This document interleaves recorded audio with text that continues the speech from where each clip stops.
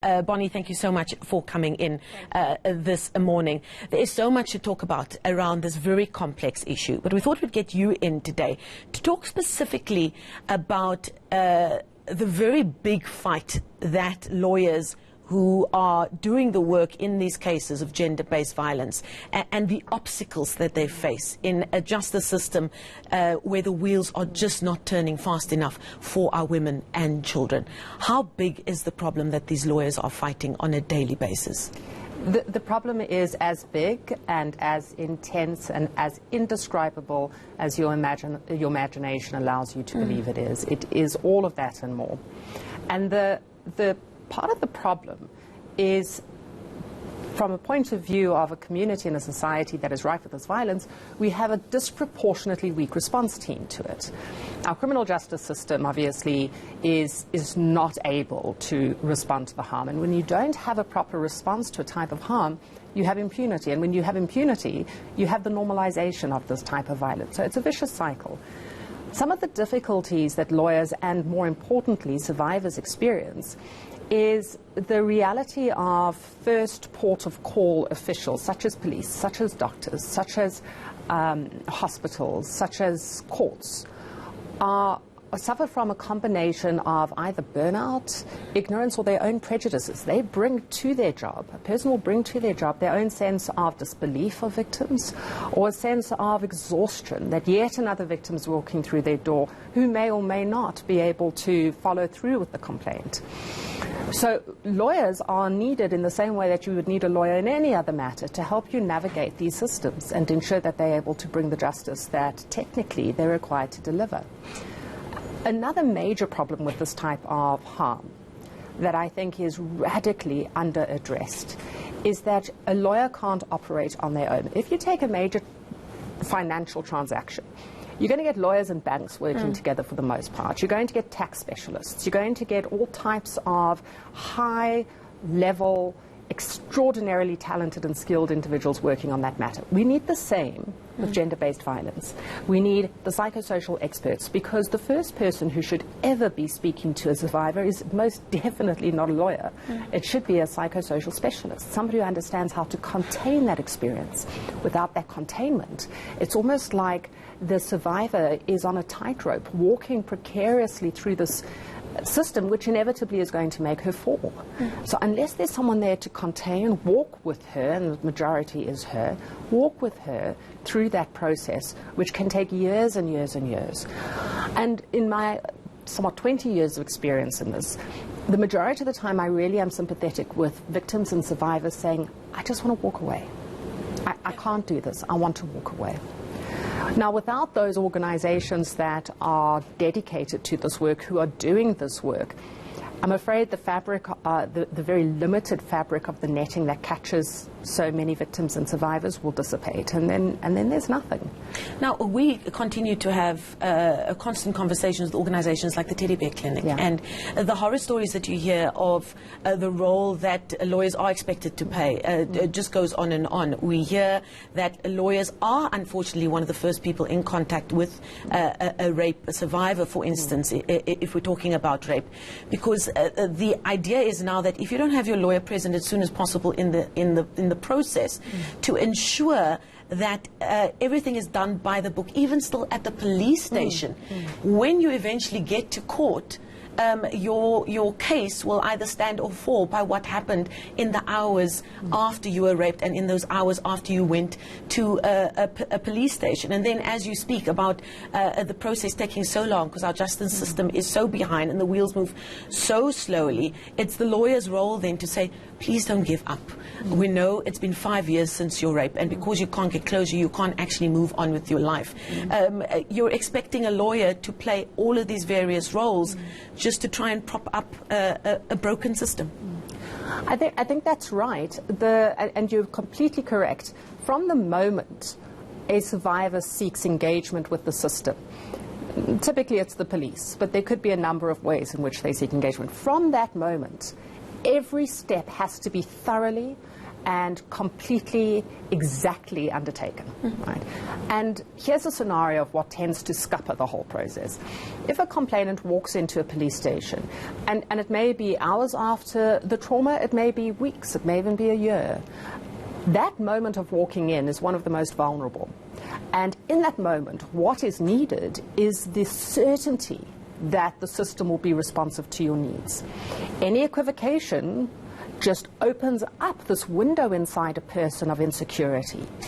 And what happens is sometimes not only equivocation, but outright rejection. You know, where were you at the time? Why were you out so late? Is he your boyfriend? Is he your husband? Do you know him? But it's just your uncle. And what were you wearing? These are, I mean, they so stay. It's so well-known mantras and phrases that go on, but they're real, and they happen. Now, if you have a lawyer with you, the lawyer can say that's not a correct question to ask. Here's the legislation, and you have to comply with it. And ideally, what's happened is that before going to the police station, you've had a psychologist or a social worker working with the complainant to say, this might happen. This is how you might feel. Let's go in this together. And I can't help but come back to the analogy of a major commercial transaction. You're never going to say to the head of a mining company who wants to buy or sell another mine, listen, here's the address of the Competition Commission, here's the address of the receiver of revenue, go and ask them, here's a contact you might want to speak to. And they don't keep them waiting there for 2-3 days. And yet we all are outraged at the spate of violence, and we all, I think, universally agree that it's one of the most debilitating components of our society that affects not just the victims, but has this knock-on impact around the country.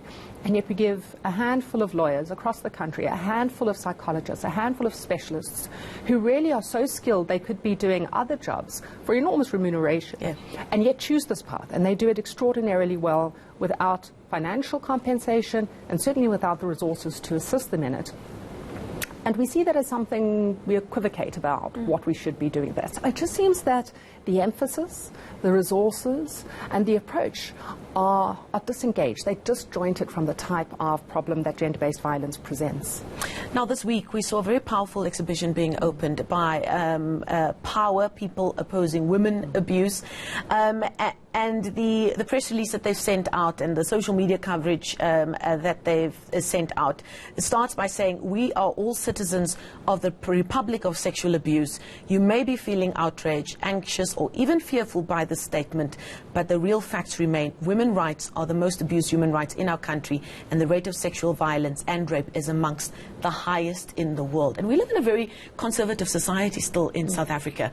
And then this exhibition just rips everything away and exposes us for what we are, the Republic of Sexual Abuse. A strong statement that was needed just to try and get the attention to how bad the issue actually is. Part of my reaction to that is, are we going to let ourselves be defined by that?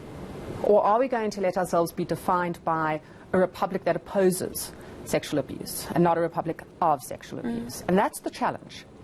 Now, since August, with the spate of horrific high-profile cases, and let me make it clear, they're high-profile. Yeah, doesn't mean it's not there. We see hundreds every week.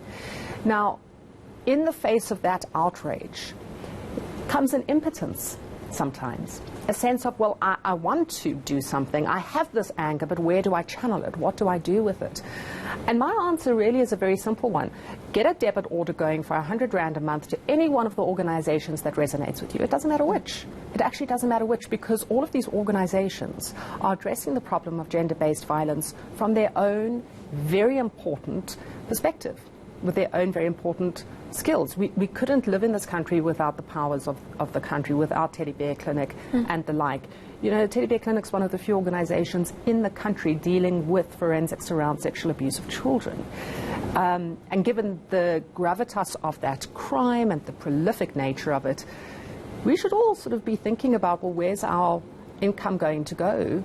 Are we going to be going to the shopping centre this weekend, or are we going to be giving 50, 100 Rand a month as something that many people in this country can afford?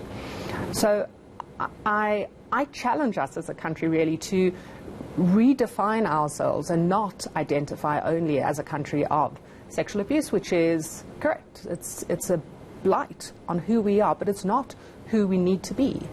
And there's an army of the most extraordinary soldiers, foot soldiers, fighting this. Get behind them. And sending a well-worded tweet is not action, is it? Well, I don't want to minimize the importance of social media in this, particularly if you are a man. Now, this is gender-based violence is rooted in gender-based discrimination. We allow ourselves to be violence against women because on some level we believe that women are lesser.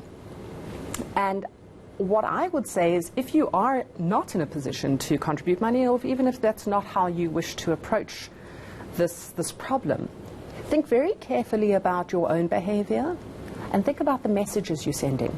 Do you tell your daughter, don't throw like a girl? Or your son, don't throw like a girl? That's a really problematic statement. Can you imagine saying something like, don't throw like a Palestinian or a Jew? Now, we've become inert, we've become immune to the idea that something like that is actually a form of hatred. It's saying that there's something less worthy about a girl. And anybody who has seen the recent Women's Soccer World Cup will know that throwing like a girl, running like a girl is in fact one of the highest compliments you can give a person. Indeed, I dare you to. I dare you to. Bonita, we need to leave it there, unfortunately. It's such an important conversation that we need to continue having until we see some kind of change in our behaviour and indeed our system and policy framework as well. Bonnie Meyersveld, she's an associate professor at WITS and of course is the chairperson of the board of Lawyers Against Abuse. And if you have the time, go out to the Rosebank, the Zone, a mall here in Johannesburg, and spend some time having a look at the People Opposing Women Abuse Power, as they're known, their exhibition entitled Republic of Sexual Abuse.